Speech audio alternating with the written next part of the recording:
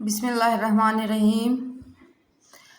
یزید نے کار سیاہ کیا، اس کے بعد اس کی زندگی کیسی گزری، آئیے اب ہم جانتے ہیں۔ نواسۂ رسول حضرت امام حسین اور ان کے خاندان پر یزیدی فوج نے ظلم کے وہ پہاڑ توڑے جس کی مثال نہیں ملتی۔ تمام واقعات کے بعد یہ سوال پیدا ہوتا ہے کہ یزید نے اتنے ظلم کیے تو اس کی موت کیسے ہوئی؟ اس کے لیے تاریخ سے میں کچھ حوالہ جات آپ کی خدمت میں پیش کرتی ہوں۔ یزید کی موت کے بارے میں اسباب جانتے ہیں۔ یزید کی موت کے حوالے سے 3 مختلف روایات ہیں جن پر روشنی ڈالیں گے۔ واقعہ کربلا کے بعد یزید پر ہر طرف سے لعن و طعن شروع ہو گئی۔ ہر کوئی اسے پلید اور ملعون کہنا شروع ہو گیا۔ لوگوں کی لعنت سے تنگ آ کر یزید نے محل سے باہر نکلنا چھوڑ دیا اور اس نے اپنی حکومت کو قائم رکھنے کے لیے اسلام دشمن کام کیے، مطلب اس کی فطرت میں ہی یہ کام تھے۔ عام مورخین نے یزید کو ایک شراب خور، بندروں سے کھیلنے والا اور اسلامی احکامات کی نسبت بے اعتنائی برتنے والا قرار دیا ہے۔ تاریخ میں وارد ہوا ہے کہ عبداللہ بن حنظلہ اور اہل مدینہ کی ایک جماعت نے یزید کے طرز زندگی سے آگاہی کی غرض سے دمشق کا سفر کیا، کیونکہ اس وقت اسلامی دارالخلافہ دمشق تھا، وہیں یزید کا تخت تھا۔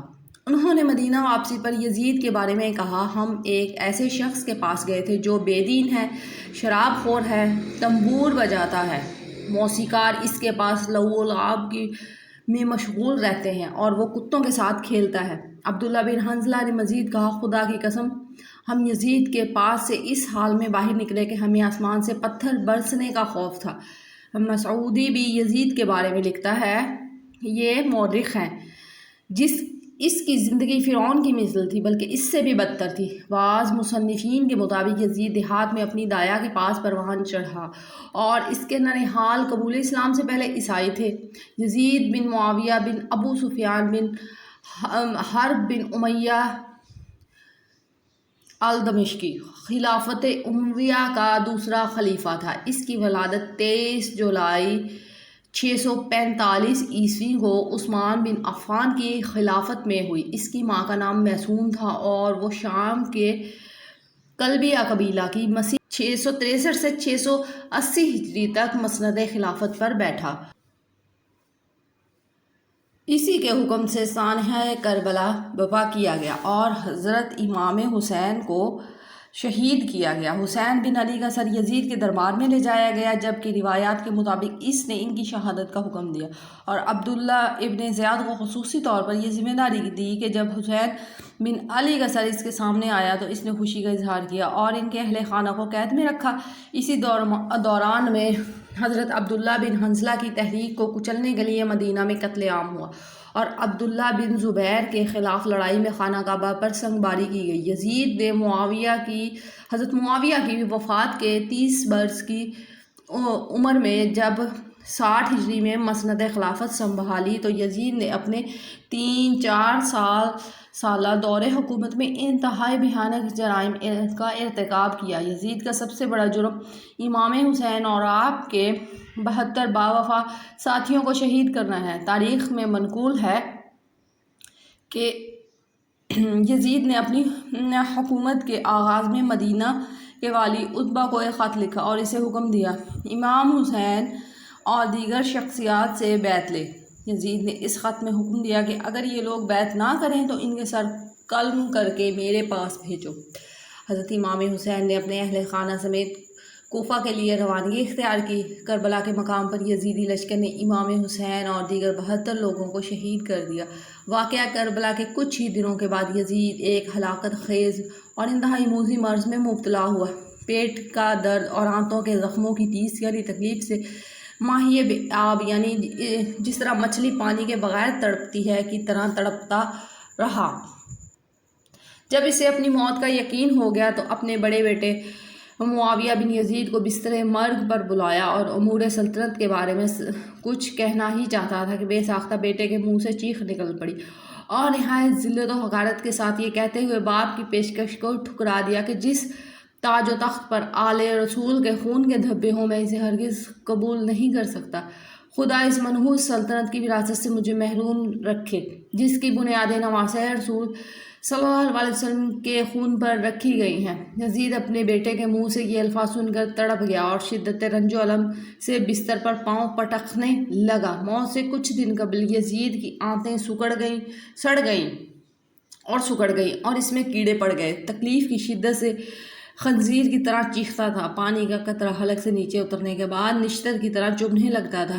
عجیب قہر الہی کی مار تھی۔ پانی کے بغیر تڑپتا تھا اور پانی پا کر بھی چیختا تھا۔ بالآخر اسی درد کی شدت سے تڑپ کر اس کی جان نکلی۔ لاش میں ایسی ہولناک بدبو تھی کہ قریب جانا مشکل تھا۔ جیسے تیسے اس کو سپرد خاک کر ہی دیا گیا۔ تاریخ کربلا صفحہ نمبر 345 چشتی سے یہ حوالہ لیا گیا ہے۔ یزید پلید کا دل چونکہ دنیائے ناپائیدار کی محبت سے سرشار تھا، اس لیے وہ شہرت و اقتدار کی ہوس میں گرفتار ہو گیا۔ اپنے انجام سے غافل ہو کر اس نے امام علی مقام اور آپ کے رفقائے علیہم الرضوان کے خون ناحق سے اپنے ہاتھوں کو رنگ لیا۔ جس اقتدار کی خاطر اس نے کربلا میں ظلم و ستم کی آندیاں چلائیں، وہ اقتدار اس کے لیے کچھ زیادہ ہی ناپائیدار ثابت ہوا۔ بدنصیب یزید صرف 3 برس 6 ماہ تخت حکومت پر خباثت سے بیٹھا رہا۔ ربیع الاول 24 ہجری کو ملک شام کے شہر حمص کے علاقے ہوارین میں 39 سال کی عمر میں مر گیا۔ یزید پلید کی موت کا ایک سبب یہ بھی بتایا جاتا ہے کہ وہ ایک رومی نسل لڑکی سے عشق میں گرفتار ہو گیا، مگر وہ لڑکی اندرونی طور پر اس سے نفرت کرتی تھی۔ ایک دن رنگ رلیاں منانے کے بہانے اس نے یزید کو دور ویرانے میں تنہا بلایا۔ وہاں کی ٹھنڈی ہواؤں نے یزید کو بدمست کر دیا۔ اس دوشیزہ نے یہ کہتے ہوئے کہ جو بے غیرت اور نابکار اپنے نبی کے نواسے کا غدار ہو، میرا وفادار کب ہو سکتا ہے؟ خنجر آبدار کے پے در پہ وار کر کے چیر پھاڑ کر اس کو وہیں پھینک دیا۔ چند روز اس کی لاش چیل کووں کی دعوت میں رہی۔ بالآخر ڈھونڈتے ہوئے اس کے نوکر چاکر وہاں پہ پہنچے اور گڑھا کھود کر اس کی سڑی ہوئی لاش کو وہیں داب آئے۔ اور کے غم صفحہ نمبر 550 سے یہ دوسری روایت لی گئی ہے۔ یزید ملعون کی موت کی ایک روایت یہ ہے کہ بلازری نے ایک شامی بوڑھے سے یزید کی موت کے سبب کے بارے میں لکھا ہے۔ ایک دن یزید نے اپنے بندر کو وحشی خچر کی پشت پر بٹھایا اور خود بھی اسی حالت میں کہ بدمست اور مدہوش تھا۔ شراب کے نشے میں تو وہ رہتا ہی تھا۔ اس کے پیچھے دوڑنا شروع کر دیا کہ اچانک زمین پر گرا، گردن ٹوٹ گئی اور پھر کھڑا نہ ہو پایا۔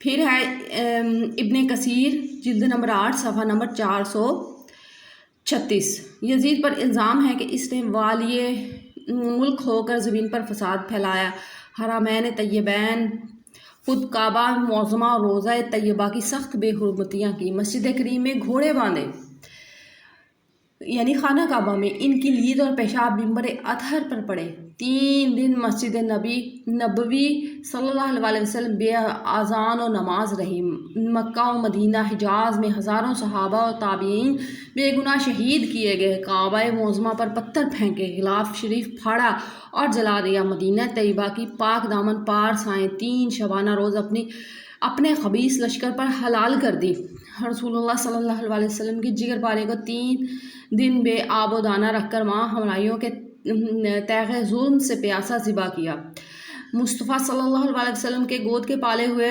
تن نازنین پر بعد شہادت گھوڑے دوڑائے، تمام جوڑے مبارک چور ہو گئے اور ان کی ہڈیاں مبارک ٹوٹ گئی تھیں، سر انور کہ جو محمد صلی اللہ علیہ وسلم کا بوسہ گاتھا کاٹ کر نیزہ پر چڑھایا اور منزلوں پر پھرایا، حرم محترم اہل بیت کی عورتیں اور بچے قید کیے اور بے حرمتی کے ساتھ اس خبیث کے دربار میں لائے گئے، اس سے بڑھ کر قطع رحم اور زمین پر فساد کیا ہوگا؟ ملعون ہے جو ان ملعونوں کی حرکات کو برا نہ کہے۔ یزیدیوں نے مکہ کی طرف بھی پیش قدمی کی اور محاصرہ کر لیا۔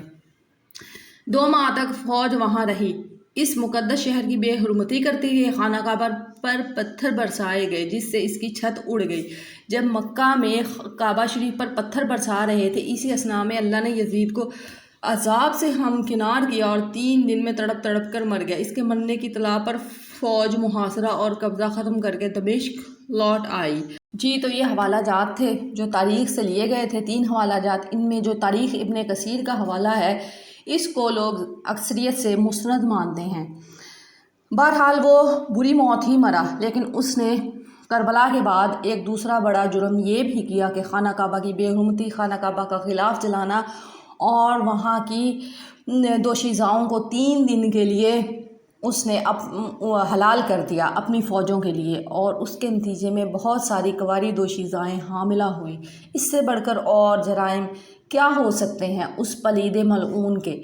آپ کے گوشے گزار میں نے کر دی ہیں یہ تینوں روایات۔ اللہ حافظ۔